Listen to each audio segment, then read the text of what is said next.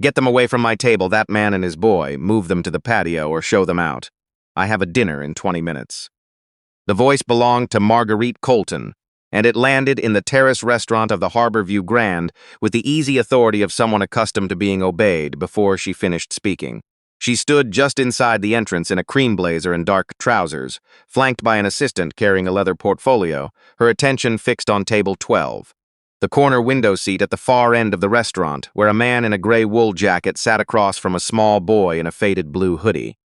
Most of the other guests glanced up briefly, a few looked away. No one paid attention to the framed architectural drawings lining the entrance corridor behind her. The layered floor plans, the structural elevations, the site sections. Drawings that had been mounted there since the resort's opening 11 years earlier. Each one signed in the lower right corner with the name of the firm that had conceived every room, every sight line, every window chosen for the light it would catch off the Georgia Strait at dusk. Marguerite Colton had not made a mistake she was aware of yet. She was about to. Dale Sutton had arrived at the Harborview Grand that afternoon in a 10-year-old Subaru with a cracked rear bumper and his son in the passenger seat. The drive from Victoria, including the ferry crossing, had taken just over 3 hours. Gus had slept for the first hour and spent the second watching the water, his sketchbook open on his lap, tracing the shape of the wake with a soft pencil. Dale was 38.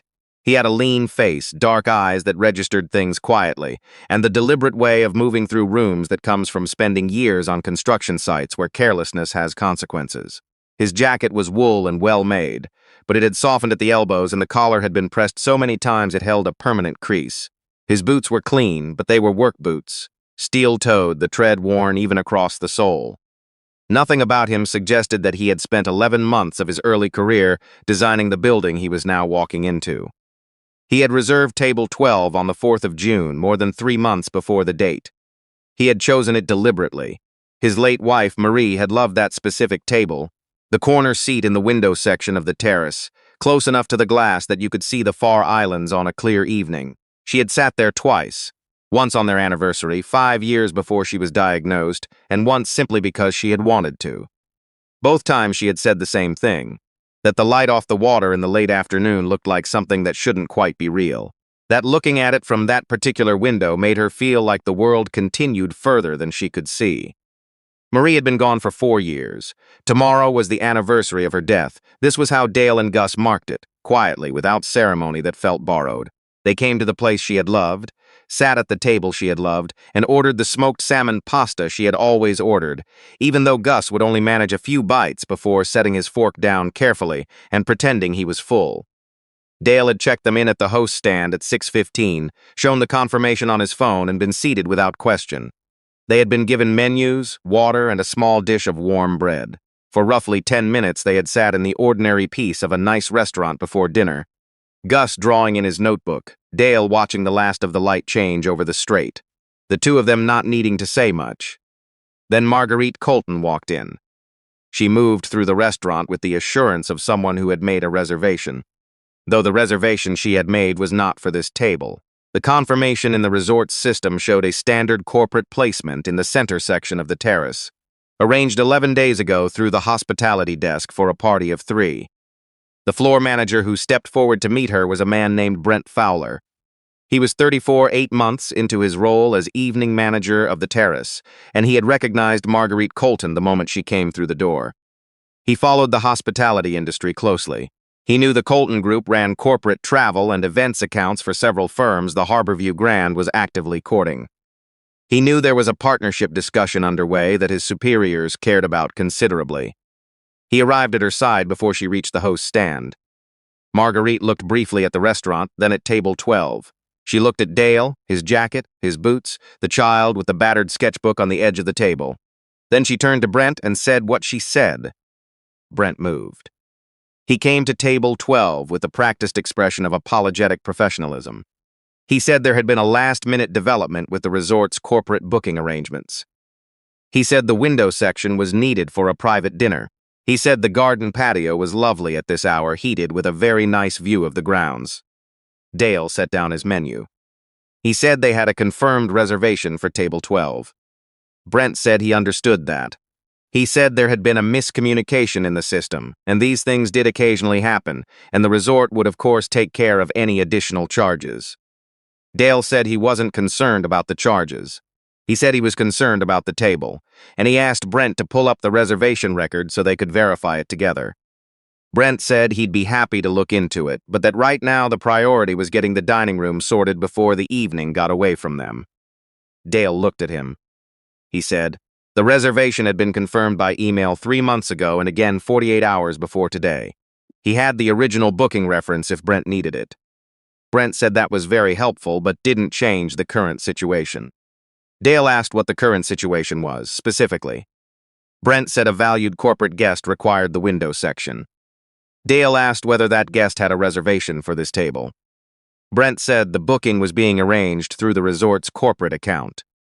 Dale said that wasn't an answer to the question he had asked. From the adjacent table, Marguerite had already arranged herself into a chair and was glancing between them with the impatience of someone watching a process move far too slowly. She told Brent, without lowering her voice, that she had a dinner starting in 16 minutes, and this was not a complicated situation. Brent asked Dale for the third time if he would please consider moving to the patio. Dale glanced down at Gus.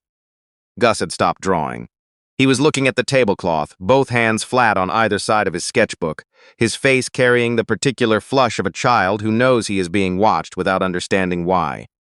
He was 10 years old and he had been looking forward to this table. He had been drawing it in his notebook on the ferry. He asked his father, very quietly, whether they had done something wrong.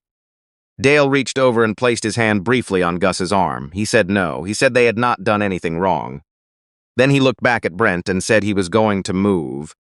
Not because the request was legitimate, but because his son was 10, and this was supposed to be a quiet evening, and the person he needed to speak with was not standing in front of him. He folded his paper napkin and set it on the table with the careful unhurriedness of a man who was pausing, not finished. He helped Gus put his sketchbook into his backpack. He stood. As he moved into the aisle, Marguerite settled into her chair with the satisfaction of someone watching things resolve in the expected direction. She said offhandedly that if the other guest had needed the window table, he should have made the proper arrangements. Dale stopped. He stood beside the table across from her for a moment without speaking. Then he looked toward the host stand, a touchscreen terminal on a slim pedestal near the entrance. Brent had moved to it and was already typing, his back half turned, his manager credentials active on the screen. Dale watched for 4 seconds. He saw his name disappear from the seating display. He did not say anything. He put his hand on Gus's shoulder and walked them both through the patio door. The garden patio ran along the south face of the resort, cedar-decked and lit with small warm lanterns, the planters along the railing still holding the last of the season's lavender. It was, as Brent had said, a perfectly nice place to have dinner. It was not the window table. It was not where Marie had sat. A young server named Amber T.S. arrived quickly with menus and water and a small, sincere apology. She was 23, 14 months into her job at the Harborview Grand, and she had a careful way of working. Glasses refilled before being asked, menus cleared without prompting, attention given where it was needed and nowhere else. She set down Dale's water and hesitated. She said she was sorry about what had happened inside. Dale said she had nothing to apologize for. She said, quietly glancing once at the patio entrance, that she had been at the host stand when the evening started, doing her documentation before things got busy. She had been photographing the reservation screen at the beginning of each shift since a disputed booking 3 weeks ago had left no record and put her in a difficult position. She had a photo from tonight. She showed Dale the image on her phone. It was timestamped 6:17. It showed table 12 assigned clearly to D. Sutton, confirmed party of 2. Dale looked at it. He said thank you. He asked her to keep the image somewhere safe. She said she had already sent it to her personal email. He sat with Gus for a few minutes watching him draw, the lanterns, the shapes of the cedar planters, the dark outline of the ferry making its crossing toward the far shore. Then he took out his phone and sent a brief message to Hugh Radcliffe. He said he had arrived. He was on the garden patio. When Hugh had a moment, there was something he should know about. Hugh Radcliffe was 61, regional director of the Harborview Group, and he had the unhurried authority of someone who understood what a property could become and why things went quietly wrong. He arrived at the resort at 7:14 and made his usual circuit, lobby east corridor, a brief pass through the terrace entrance. He stopped, as he always did, at the framed architectural drawings. He looked at the lower right corner of the largest plan, the project number, the date, the firm's name. Then he continued to the garden patio. He found Dale at a corner table near the railing, his son bent over a sketchbook beside him. Hugh stood for a moment in the patio entrance. "Dale," he said. Dale looked up. "Hugh."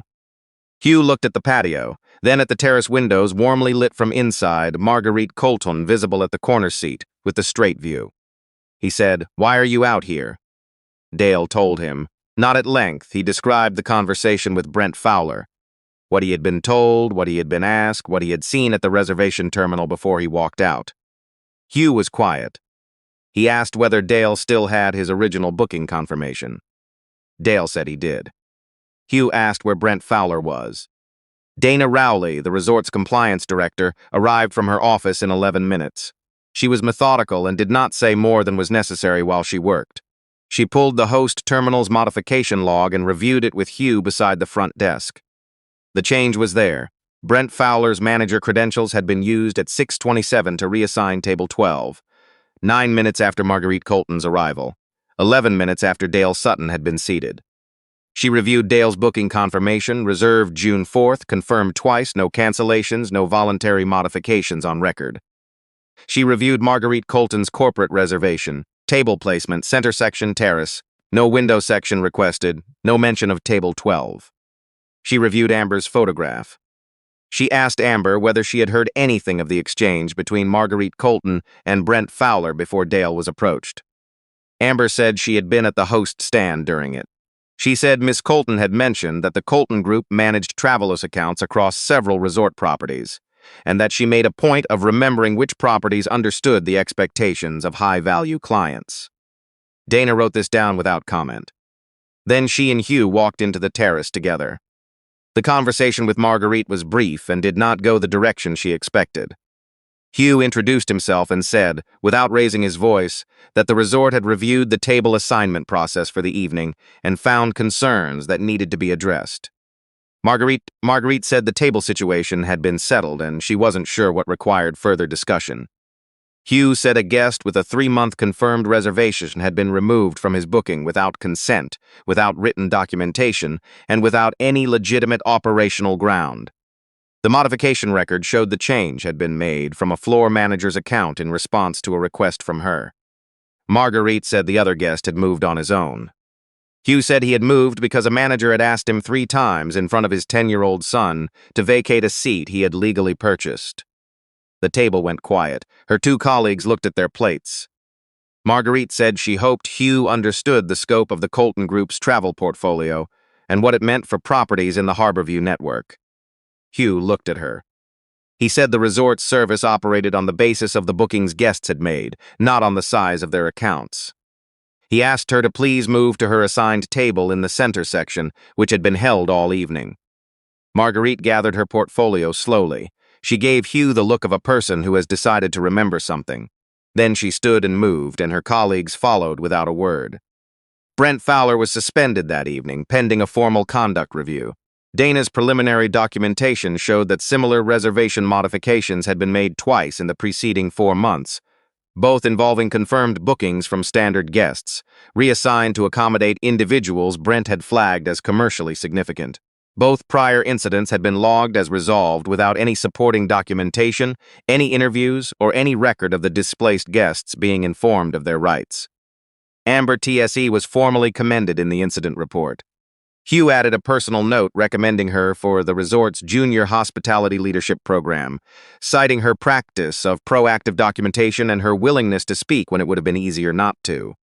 The Harborview Group placed its partnership discussions with the Colton Group on hold, pending a review of the evening's events. Dale had not asked for this and did not comment on it when Hugh mentioned it. At Hugh's request, Dale spoke briefly to the small group of guests who had been inconvenienced while the terrace was reorganized. People who had watched the evening's events from nearby tables and were now waiting in the lounge with apologies and complimentary drinks. He stood in the lounge doorway and said the delay had not been about a preference for a particular table. It had been about whether the resort's records accurately reflected who was actually sitting in its chairs. When a property removes a guest from a confirmed booking without consent and marks the change as voluntary, he said, that is not a seating adjustment. It is a decision about whose presence counts and whose can be quietly removed. That was not a minor inconvenience. It was worth stopping the evening for. A man near the back said he had been sitting in the terrace and had watched what happened and hadn't said a word. He said it quietly, without quite meeting anyone's eyes. Dale said that was worth thinking about. He said it without judgment, simply as a fact. Hugh offered Dale and Gus table 12 for the rest of the evening. Reset, fresh linen, a new candle, the window clear and the water dark beyond it. Dale stood at the terrace entrance and looked at the table for a moment.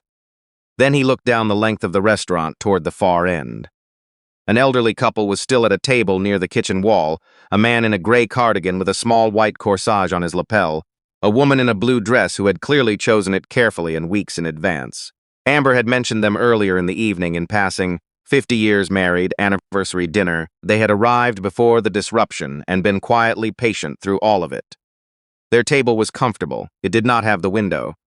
Dale went over to them. He said his evening had come together better than he expected, and that he and his son were going to take dinner in the garden cafe, where Gus had spent most of the night drawing and had, in his view, already made himself at home. He asked if they would like to move to table 12 for the rest of theirs. The man looked uncertain. His wife looked toward the window. Dale said the light was gone by now, but the water was still out there. He said he had it on very good authority that the view was worth the table. The woman said softly that it looked beautiful. Dale said yes. He said someone he had loved had told him the same thing. He said she had been right.